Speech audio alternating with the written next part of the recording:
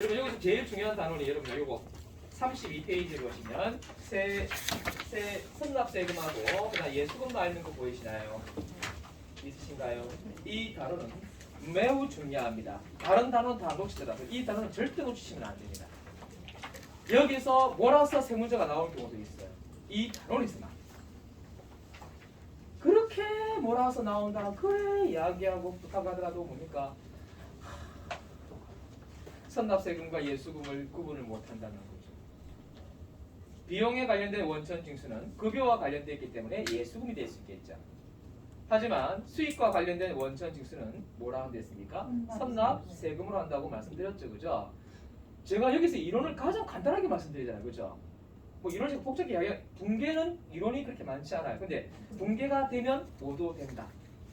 객관식도 자연스럽게 된다는 이야기예요. 근데 객관식은 나머지 부분에 어려운 부분도 많죠, 그죠? 근데 붕괴가 안 되고 이해가 안 되고 그러면 객관식도 참 해석하기가 매우 힘들어요. 이게 붕괴가 잘 되었다고 매우 말씀드립니다. 이 단어는요, 다시 한번 말씀드립니다. 이 단어는 하늘이 들쭉나더라도 이 단어는 마스터하십시오. 아셨죠? 여기서 최대치로 나오는 게 세 문제까지 나올 가능성이 매우 높다면, 아니 총 5문제 중에 3문제가 나온다고요. 그럼 안 할 수 없는 거잖아요. 방사된 게 아니고요, 가장 국소적인 겁니다. 아셨죠? 그래서 이 부분은 반드시 알겠죠? 이 단어는 이 단어는 몇 가지가 있어요, 여러분. 계정 과목은 2개로 나와 있죠. 선납세금과 예수금으로 되어 있지만 실은 이 안에 퇴직급여도 포함되어 있고요. 저 뒤쪽에 퇴직급여 있잖아요, 여러분. 다양한 장르 형태로 구분되어 있기 때문에 눈으로 보기로는 2개밖에 안 되어 있지만 한 5종류가 됩니다. 이게 이자 비용에 관련된 거, 이자 수익에 관련된 거, 교육 훈련비에 관련된 거, 그쵸? 이해가 됐죠? 퇴직급여에 관련된 거. 그 다음 또 있죠. 퇴직급여 관련된 거 보면 확정 기여형과 확정 급여형이 있다고 말씀드렸죠. 그런 거 다 포함해서 들어가 있는 거예요. 그러니까 이 단어는 굉장히 중요한 단어이라고 말씀을 드렸습니다. 아셨죠? 아셨죠? 꼭 특히 이 단어는 전산에게 1급 세무 2급 범위에 속하는 겁니다. 2급은 안 나오는 거예요. 2급은 잊으셔야 됩니다. 이 말하면 좀 그렇지만 전산에게 2급은요 희소성의 가치가 없습니다. 어디 내밀어도 그 가치를 인정받지 못합니다. 왜냐하면 지금 시험이 몇 회죠, 여러분? 내년이면 100회 시험이거든요. 대한민국에서 100회 시험이라고 그러면 과연 아시죠? 대한민국 국민의 젊은 분들 또는 회계를 배우신 분이 꽤 많다는 소리겠죠. 그러니까 누구나 접한 게 뭐예요? 1급이. 옛날에는 여러분들 전산에게 2급만 해도 괜찮았었거든요. 근데 지금은 뭐예요? 2급도 공부하고 1급도 공부하고 세무 2급도 공부하잖아요. 그러니까 보편화된 게 뭐예요? 옛날엔 세무 2급 하면 보편화된 게 아니거든요. 특별한 경우였어요. 딴다는 거는 대우를 받을 수 있는 거였는데 워낙 사람이 시험을 많이 치다 보니까 격화되었겠죠. 그러니까 보편화돼 버린 거예요.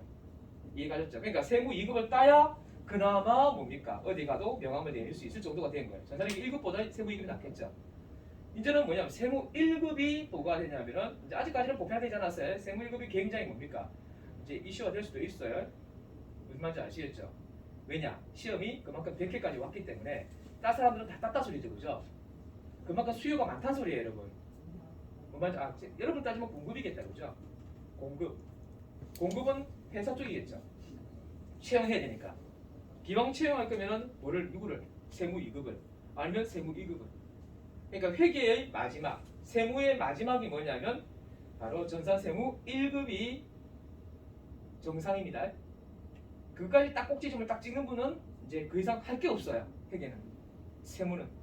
뭔지 아시겠죠? 그래서 그까지 가시면 참 좋을 텐데 욕심을 한번 부려보려면 뭐가 잘 돼야 붕괴 안 되면 그까지 욕심을 부릴 수가 없어요. 꼭 기억하십시오. 자, 그래서 오늘은 어디로 가시냐면요. 좀 서두가 길었습니다.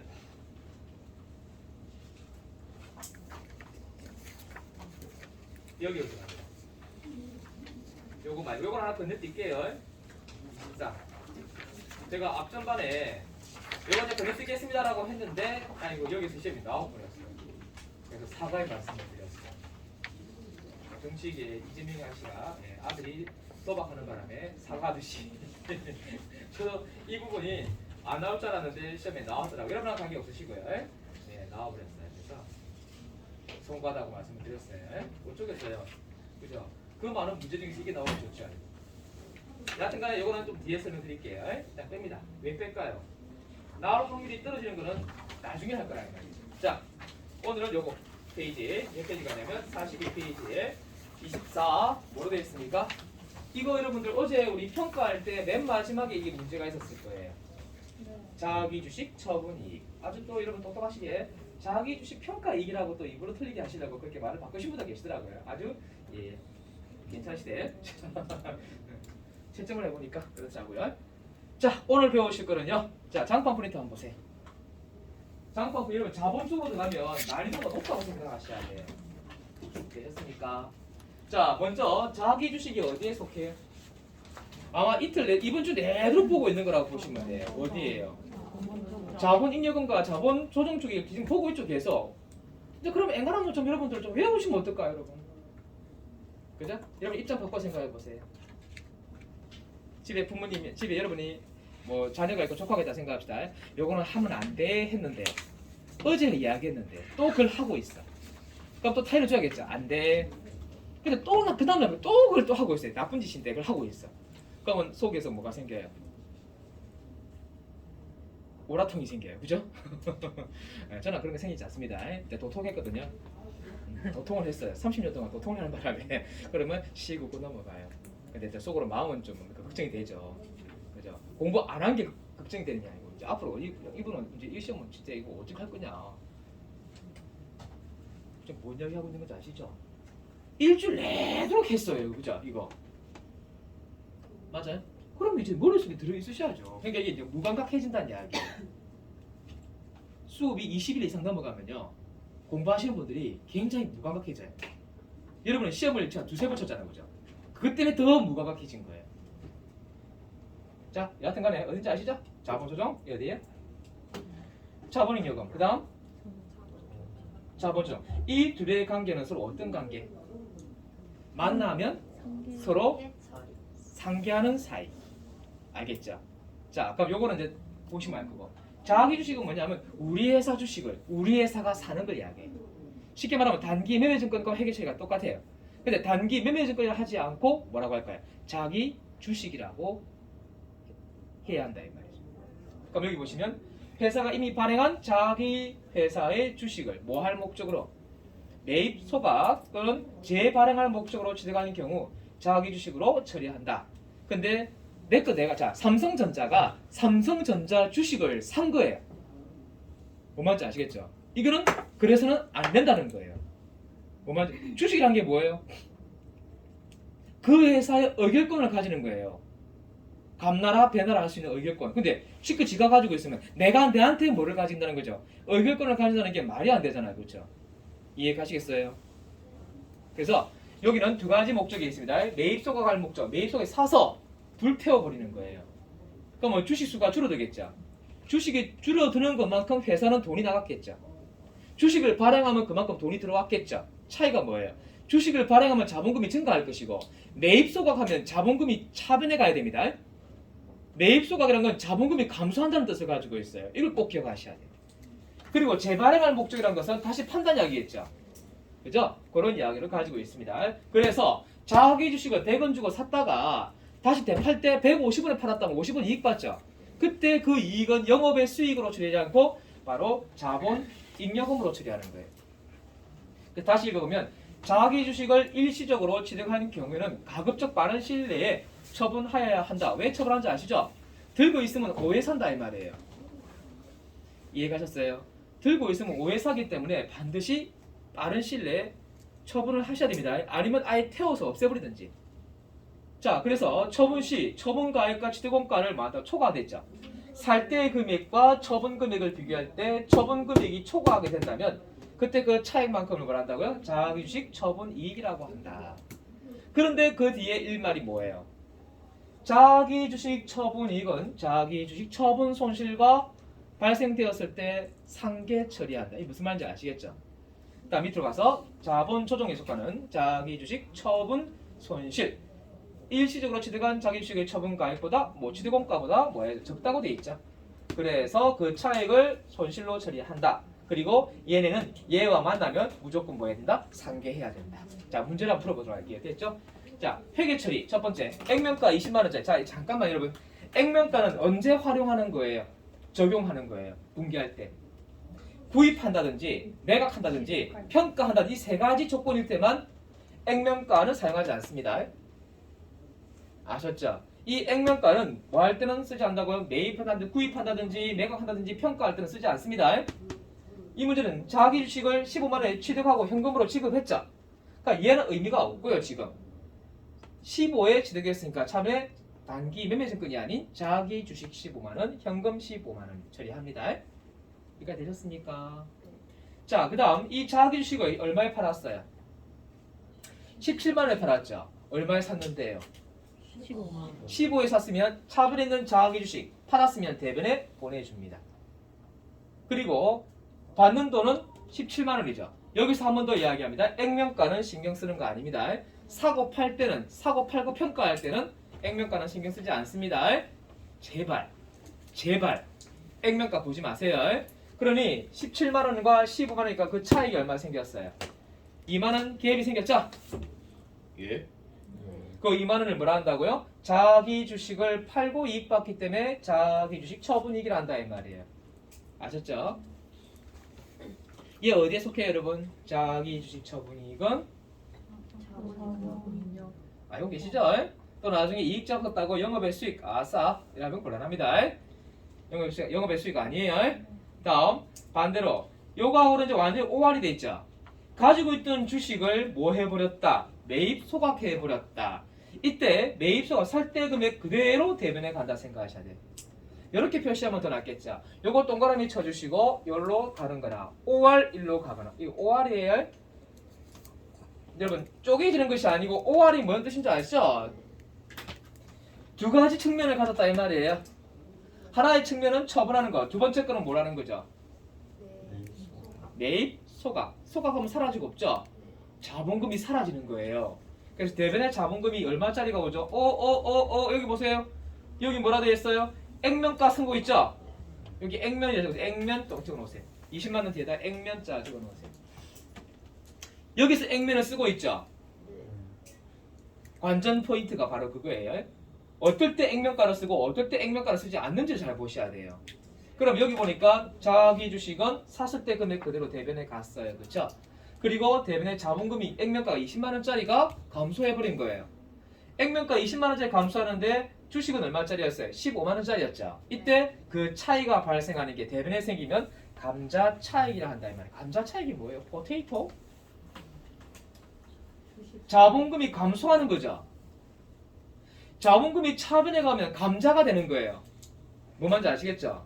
아 자본금이 대변에 가면 감자라고 여러분. 자본금이 차변에 가면 고구마예요? 아 재미가 없었네. 자, 자, 요 자본금이 대변 차변 같잖아, 그죠? 차변 가면은 감자. 자본금이 차변에 있으면 증자. 아셨죠? 자본금이 대변에 있으면 증자. 자본금이 차변에 있으면 감자라 한다 이 말이에요. 이해 가셨어요? 그러니까 자본금이 어디 있어요? 차변, 증가 감소, 감자. 아셨죠? 차익이 5만 원. 자, 문제 풀어볼게요. 이게 공식인 줄 알죠, 여러분? 얘가 어느 정도 마스터가 돼야 다음 문제를 풀 때. 근데 이거 안다고도 문제가 풀리나요? 이거 아무리 외워보세요. 왜 이게 미리 문제 풀리는가? 문제는 자, 내가 생각하는 문장과는 상상을 초월하게 말이 많습니다. 맞죠? 그러니까 한 줄 반쯤 있다 보면요, 앞에 그 기억이 안 나. 또 읽어야 돼. 그런 경험 있을 거예요, 여러분. 문장이 길면 우리가 기초할 때는 한 줄이었죠. 뭐뭇을 뭐뭐하다 깔끔하게 끝나잖아요. 근데 얘는 뭐예요? 꾸질한 말이 엄청 많잖아요. 어떤 게 중요한 건지, 어떤 게 붕괴하는 건지, 어떤 거는 붕괴하지 않는 건지, 어떤 거는 생략해도 되는 건지, 그게 바로 여러분 경험치가 되는 거예요. 붕괴 연습을 많이 하신 분들은 그 경험치가 쌓이면 붕괴가 아무리 길어도 끊어치고 내용 보고 하면 뭐하래요? 아시죠? 붕괴 보고 답 보고 붕괴 보고 답 봤을 거 아니에요. 그러면 답만 외우신 분들은 그걸 파악을 못한단 말이에요. 문장을 잘 읽고 이 붕괴가 이렇게 되는 것은 어떠한 문장에 어떤 줄이 이 붕괴와 직접적인 영향이 있는지를 파악할 수 있다는 것은 연습을 많이 하신 분에 대해서만 뭐 한다는 거죠. 예, 허락하는 하나의 관문입니다. 이해가셨죠? 붕괴가 어려운 게 아니고요. 연습량이 부족하니까 붕괴가 어려워 보일 수밖에 없단 말이에요. 한 몇 문제 풀어야 될까요? 1000문항은 푸셔야 됩니다. 그래서 1000문항까지 드려요. 드리는데 여러분은 거기서 몇 프로 한다고요? 100개만 풀고 만다고요. 다행이죠. 100개만 풀어도. 맞죠? 100개만 풀어도 다행인 거예요. 근데 100개 정도 풀면은 뭘 파악하기가 어려워요? 문장 파악하기가 어려워요. 이해가셨죠? 혹시 세무 1급에 관심이 있다면 정말 분계는 악착같이 하셔야 돼요. 지금 제가 드린 그 분계 프린트 있죠? 이 프린트는 75%에 해당되는 양밖에 없어요. 25%에 해당되는 상은 거기 없고요. 기출문제에서 풀 거란 말이에요. 이해가셨죠? 대신에 그만큼 공부를 하신 분이 그까지 접근한 분 질문이 들어오겠죠? 그러면 그분에 대해서는 설명드릴 거예요. 이 말 이해가 오해하지 마세요. 아니 지금 앞에 거 있죠 여러분. 풀지도 않 75% 다 소화 못 해내는데 25%를 들고 올 수 있겠어요 없겠어요? 없잖아요. 그러니까 75%를 마스터 하신 분은 눈에 뭐가 보인다고요? 안 배운 25%가 보이기 시작한다 이 말이에요. 그럼 그걸 들고 오시면 그럼 보너스가 되는 거예요. 이해가셨죠? 왜냐하면 75%가 지금 공부를 안 된 상태인데 25% 가르쳐 줘봐야 그 밑빠진 턱에 물 붓기죠. 그렇다고 25% 내가 안 가르쳐 준다 하더라도 시험에 떨어지는 거 아니란 말이에요 여러분. 25%는 어쩌다가 한 번씩 가보면 콩나듯이 시험에 나오는 거기 때문에 몰라도 될 수 있는 내용들이에요. 이해가셨습니까? 하지만 시험치를 가서 복병처럼 툭툭 튀어나오는 문제라 이 말이에요. 그 문제까지 여러분이 어느 정도 대응을 하려고 한다면 75%에 만족하면 안 되고 몇 프로 이상요? 25%에 접근하는 문제가 풀려야 된다 이 말이에요. 아셨죠? 이해가셨습니까? 그러니까 오해하지 마십시오. 오해하지 마시고요. 왜 이거 안 가르쳐줬어요? 이렇게 하는데 이게 이번에 안 가르쳐줬냐가 중요한 것이 아니고요. 과연 나는 그 앞에 75%를 다 마스터 했냐가 중요한 거예요. 뭔 말인지 아시겠죠? 제 말? 이해가셨죠? 가시겠습니다. 문제 한번 풀어볼게요. 자, 갑니다. 자, 이 문제 첫 번째 문제 한번 보시기 바랍니다. 1번 뭐라고 적혀있나요? 자, 이 문제는 자기주식이라는 표현이 나와있죠? 찾으셨어요? 중요한 건 이 문제는 뭘 하고 있는지가 제일 중요한 거예요. 자기주식을 처분했다 돼 있죠? 네. 여러분 처분은 과거에 앞서가는 과거가 뭐가 있었을까요? 취득한. 그렇죠. 이거 그걸 기억하셔야 돼요. 근데 그걸 기억해내기가 참 어려워요. 내가 여기 있어요. 여기 서가 있어요. 왜 서가 있는 거예요? 태어났으니까 서가 있는 거예요. 그 과정은 떠나서 회계도 마찬가지. 저걸 왜 처분하고 있는 거예요? 다른 거 필요하지 말고 역사를 이야기하지 마시고 결론만 이야기하세요. 샀으니까 팔 수 있는 거죠. 그러니까 과거가 있는 거죠. 과거가. 여러분 여기 앉아 있는 이유는 뭘까요? 여러분이 저와 항상 여기 서 있고 저는 앉아 있는 그 결론적인 이야기만 한다면 태어났으니까 여기에 앉아 있는 것이고 저는 태어났으니까 여기서 떠들고 있는 거예요. 그렇죠? 뭐 그거 말고 더 있나요? 살아 있다는 거죠, 이거는. 맞죠? 근데 중간에 뭐 여러분들이 만약에 승천하셨으면 소천하셨으면 무슨 말인지 아시겠죠? 소천하셨으면 여러분과 저는 볼 일이 별로 없죠? 볼 일이 없겠죠? 몰라. 저승 가서 만나면 몰라. 그렇죠? 그러니까 제 말의 의미는 아시겠죠? 시작이 있으니 그 결과가 있다는 이야기예요. 자, 그럼 이 문제 뭐부터 먼저 판단해 봐야겠어요? 바로 구입시. 아시겠죠? 구입시. 자, 구입시 분계를 어떻게 했을까요? 차분의 자기 주식. 자, 자기 주식은 얼마에 얼마를 곱하면 되겠습니까? 전체 몇 주죠? 천주 곱하기. 조심하세요. 또 여러분은 뭘 또 생각하고 계실까요? 거기 나와 있는 단가를 봅니다. 액면가 1000원, 장부가액 1240원 어떤 거를 찾아야 하나? 또 고민스럽겠죠? 뭐는 보지 마라. 액면가는 보시는 거 아니에요. 왜 보는 거 아니에요? 구입과 처분은 하지 않습니다. 그러니까 얘는 얼마를 쓰셔야 되겠어요? 1240원이겠죠? 이거 곱하시면 얼마 나오나요?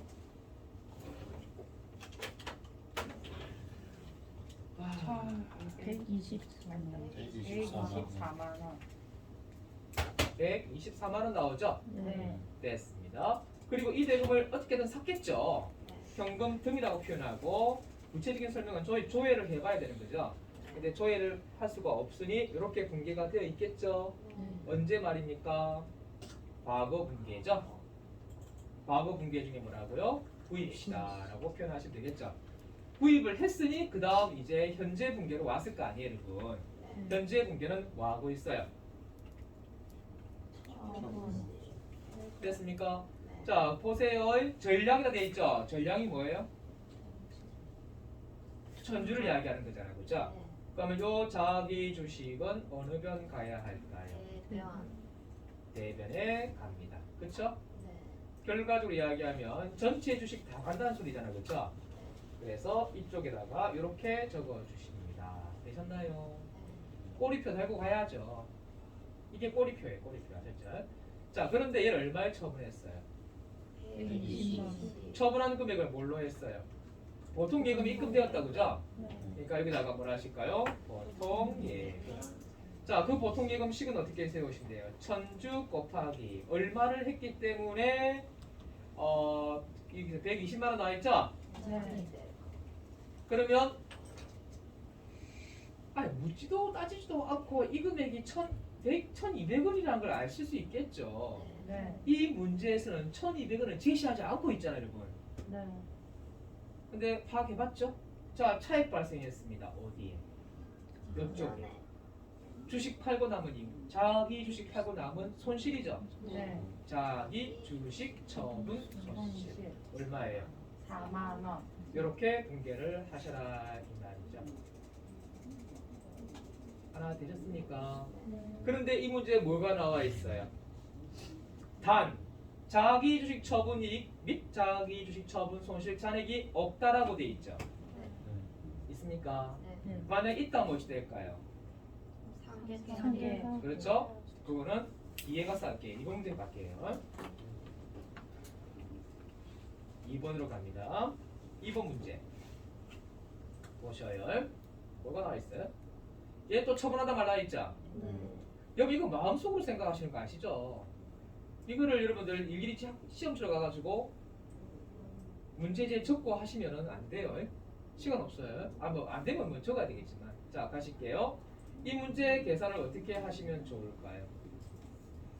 일단 내 마음속에서 자기 주식을 구입했다는 것을 분개를 해야 되겠죠. 몇 주 곱하기 몇 주로 잡으셔야 되겠어요. 장부가액이 1억 2,345만 원 나 있죠. 네. 그러니까 얘가 결과적으로 만주라 돼 있잖아요, 그죠? 만주 곱하기 AW 한 주당 12,345원이었습니다. 그렇죠? 그래서 나온 값이 얼마라고요? 1억 2,345만 원입니다. 되셨습니까? 자, 그리고 대변에 뭐라고 할까요? 뭐라고 할까요? 의미 없는 거죠, 이거는? 네. 됐습니다. 이렇게 분개했겠죠? 그죠? 자, 여기까지 해석이 됐는데 얼마에 팔았다고 되어 있어요? 1억 2천. 위에 문 1번과 2번을 비교하면 2번에서는 뭘 하나 더 제시하고 있죠? 뭘 제시하고 있는 것 같아요, 여러분? 자기 주식 처분이 뭐를 하나 여기에서 이거 처분에 대한 단가 제시하지 않았잖아요, 여러분. 1번에서 제시하지 않았죠? 이거 제시 안 했잖아요, 여러분. 이거 우리가 구했잖아요. 네. 근데 2번에서는 제시하고 있죠? 네. 그 차이밖에 없는 거예요. 됐습니까? 매각시. 아니, 위에는 뭐라 해놨어요? 처분시. 같은 표현인 거 아시죠?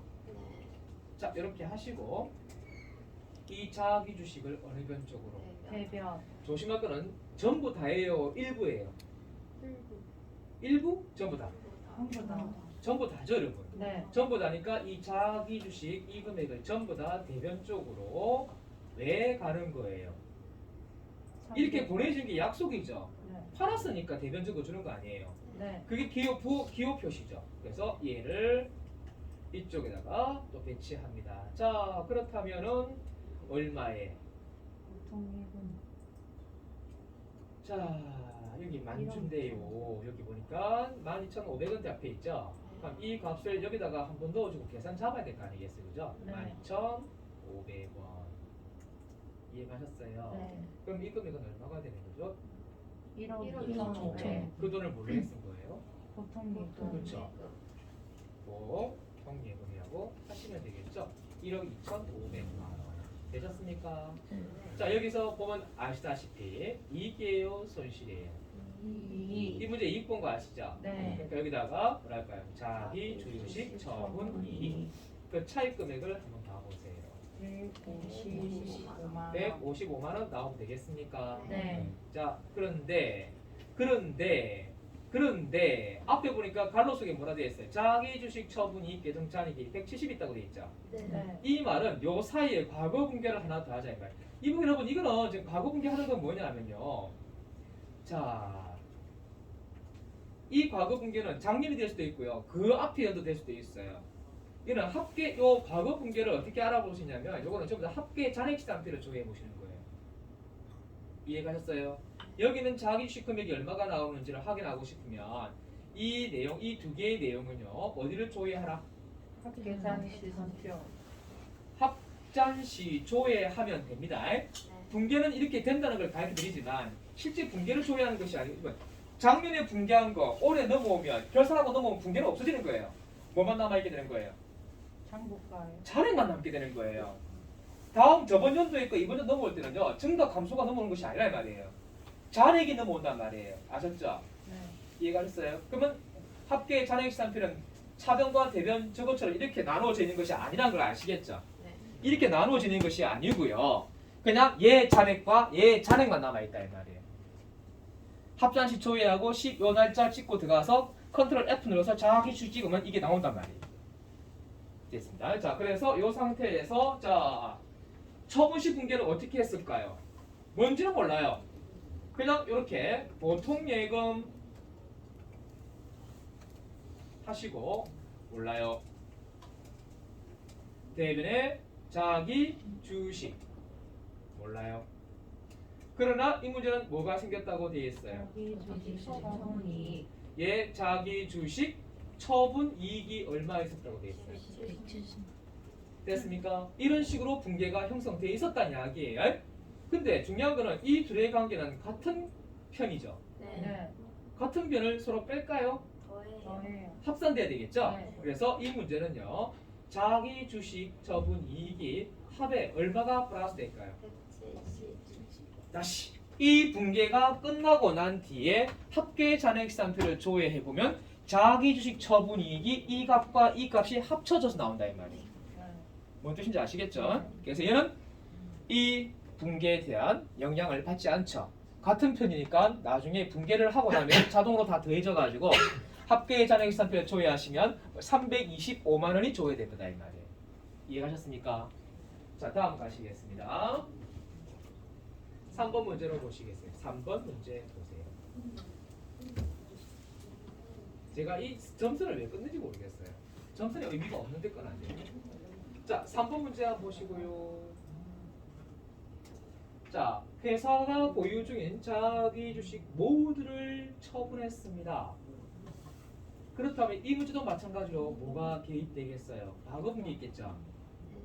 그 과거 분계는 구입 시 분계가 돼야 되겠죠? 구입 분계는 어떻게 할까요? 자기 주식이었겠죠? 네. 여기는 지금 단가가 안 나와 있어요. 그죠?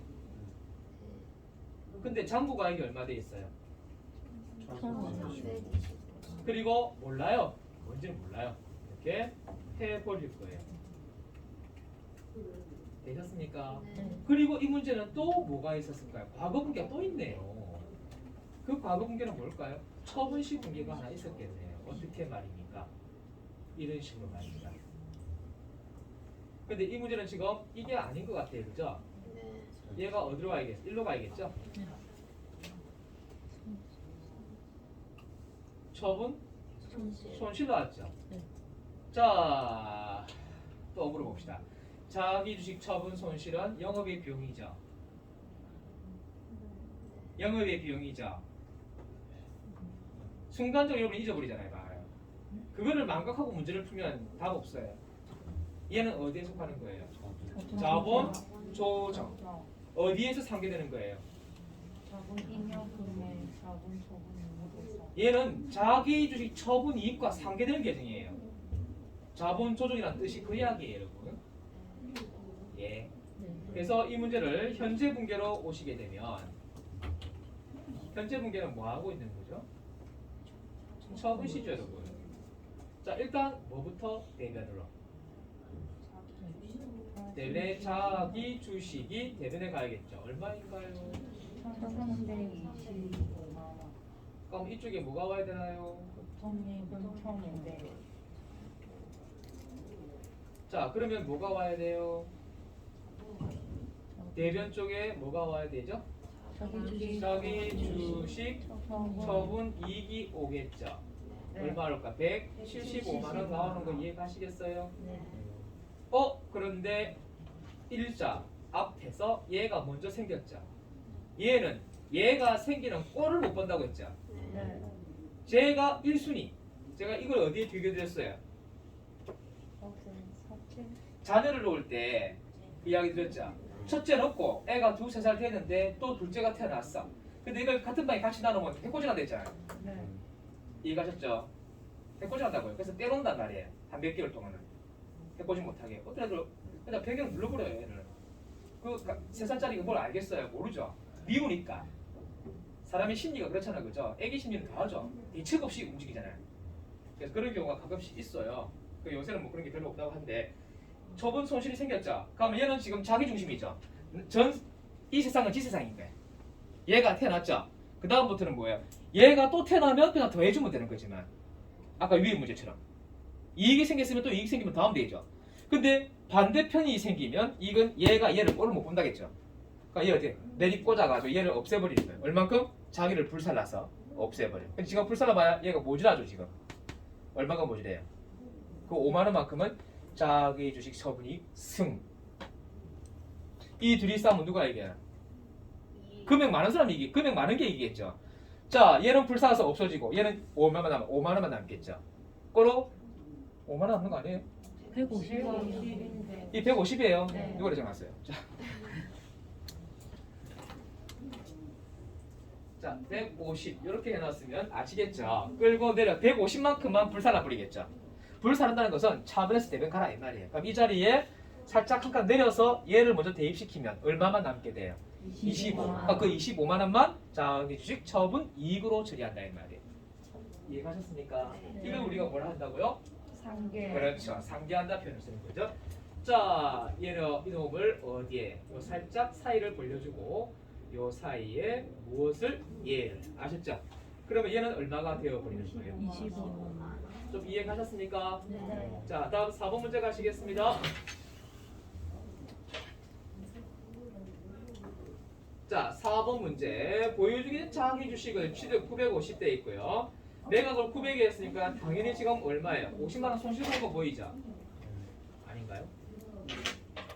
맞나요? 맞아요. 여러분 여기 조심할 거는 여기 보면 얘가 남아있다고 표현이 되어 있죠. 자기 주식 처분 이익이 30만 원은 자 저기가 상계치한다고 되어 있잖아요. 그죠? 네. 얘는 시험에서는요. 금액이 제시하지 않을 때는 합계 잔액상표에서 자기 주식 처분 이익을 검색하셔야 되는 거예요. 아셨죠? 4번 문제 가시겠습니다. 4번 문제. 일단 이 문제 여러분들 이제 조금 이해가 됐다 보고요. 과거 분기하지 않겠습니다. 아셨죠? 네. 과거 분기 없이 바로 현재 분기로 바로 돌입하겠습니다. 대변에 뭐라 분기할까요? 자기 주식. 왜 자기 대변 간 거예요? 매각했으니까. 매각이니까. 얼마를요? 950만 원. 됐습니까? 왜 취득원가가 대변 가야 하나요? 그 이유가 뭐예요? 예? 왜 취득원가를 산 금액을 대변에 적어주는 이유가 뭐예요, 여러분? 매각했다는 매각 맞아요. 근데 왜 950을 적어주냐고요? 왜 살 때 금액을 적어주냐고요?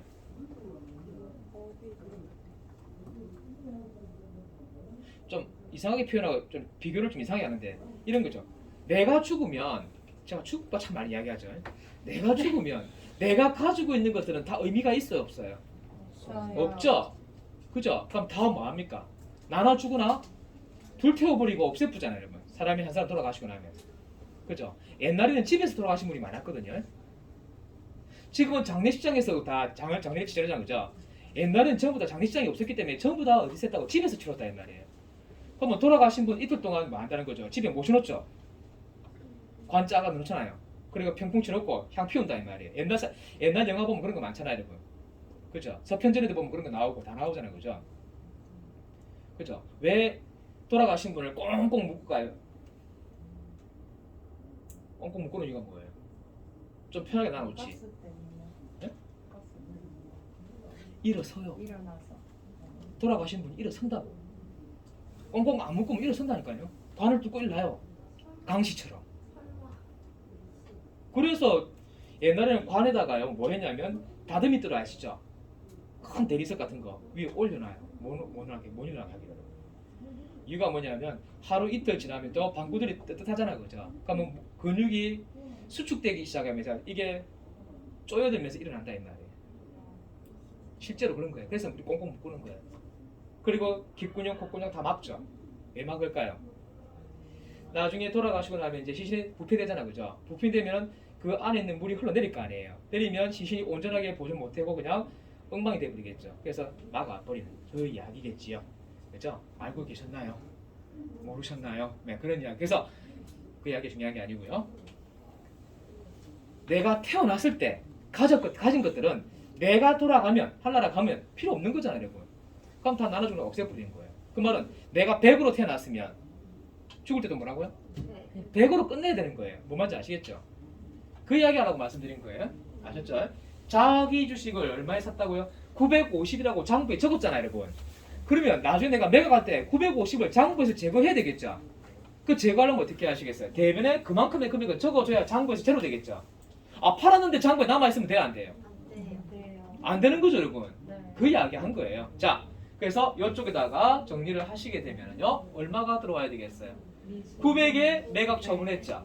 그리고 다음 달에 받기로 했잖아요. 그럼 답이 뭐예요? 이건 일반적인 상거래가 아니죠. 네. 일반적인 상거래가 아닌 건 자주 일어나는 거래가 아니란 뜻이에요. 미수금 얼마 들어옵니까? 900 들어오면 되겠죠. 근데 미수금인데 거래처가 다 현물산이죠. 네. 자, 그리고 금액 차이가 납니까? 네. 여기 뭐가 들어와야 돼요? 자기 전시 처분이 30.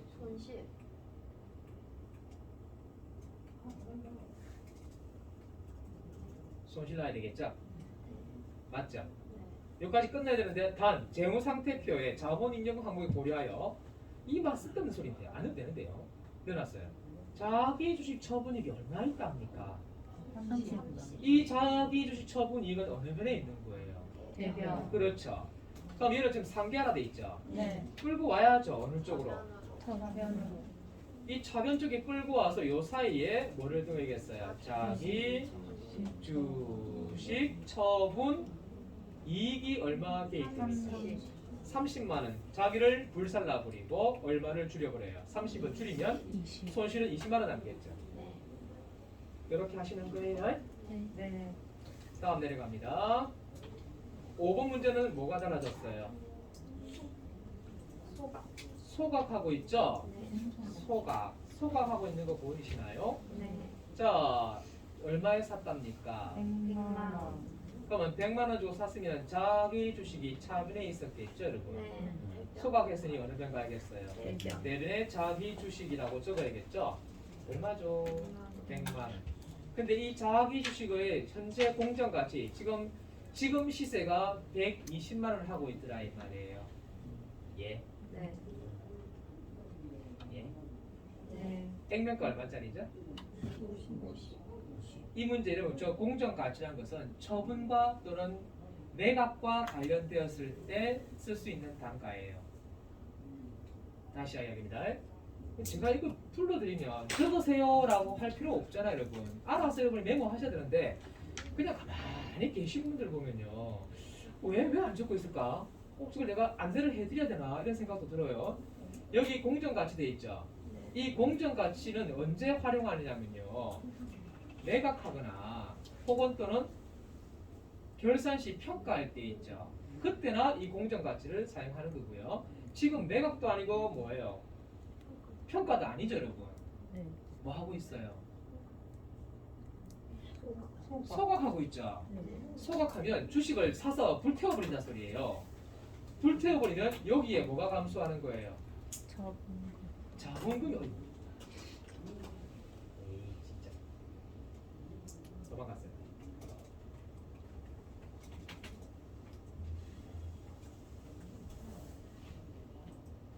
자본금 와요. 이 자본금 얼마 와야겠습니까?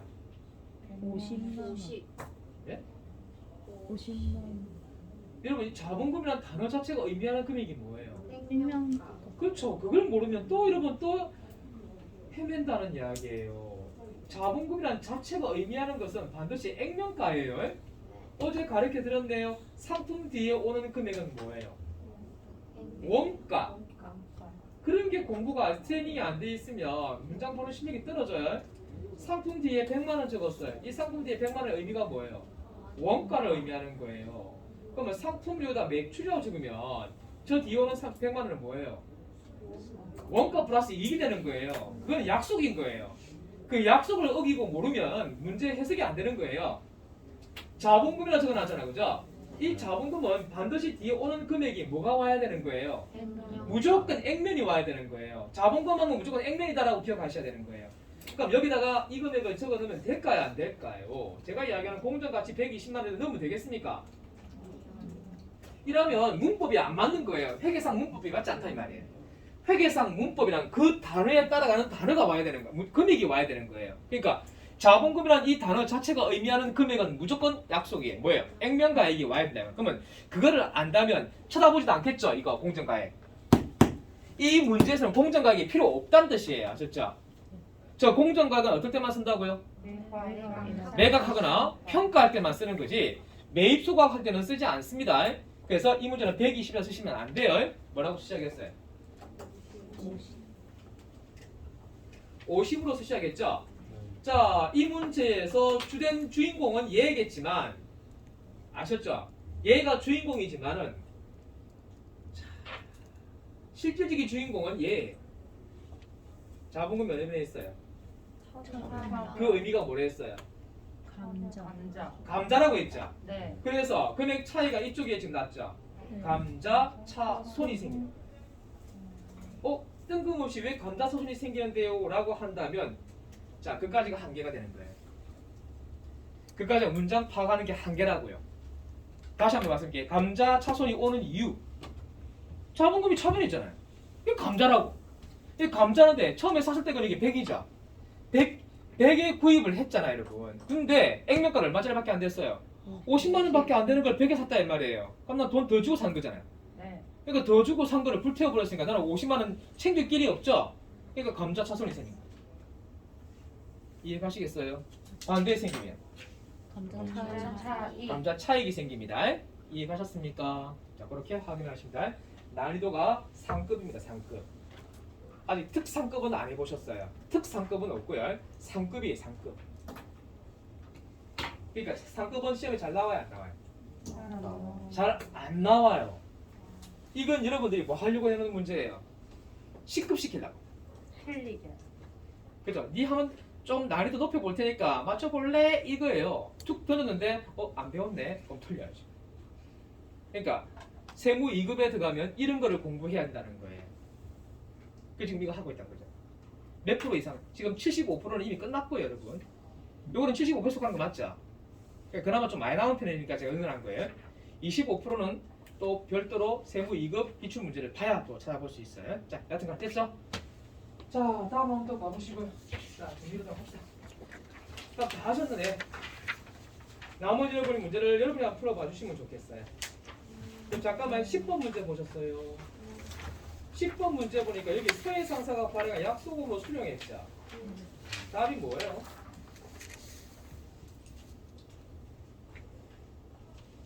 음. 10번 정답이 뭐예요?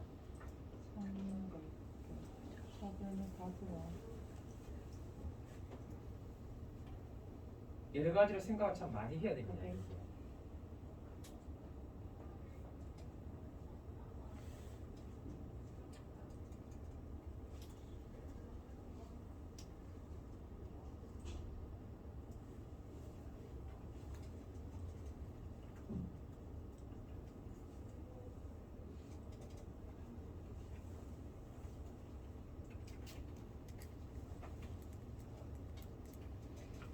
답 되셨나요?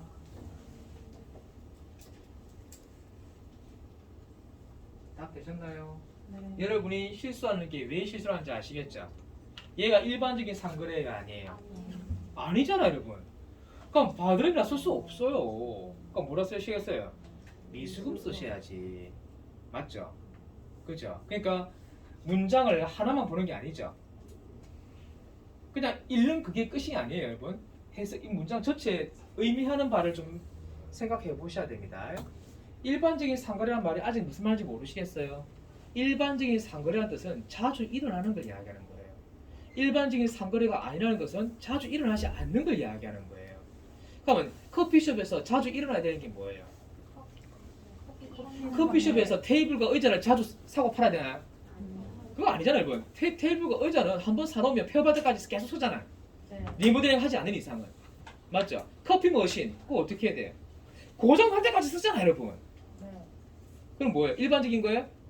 일반적이지 않잖아요. 그럼 뭐가 일반적인 거예요? 커피 파는 거. 커피를 사고 팔고 하는 게 일반적인 거잖아요, 여러분. 곧 다시 말하면 그 회사가 커피를 판매하는 회사면 커피가 주종목이잖아요, 여러분.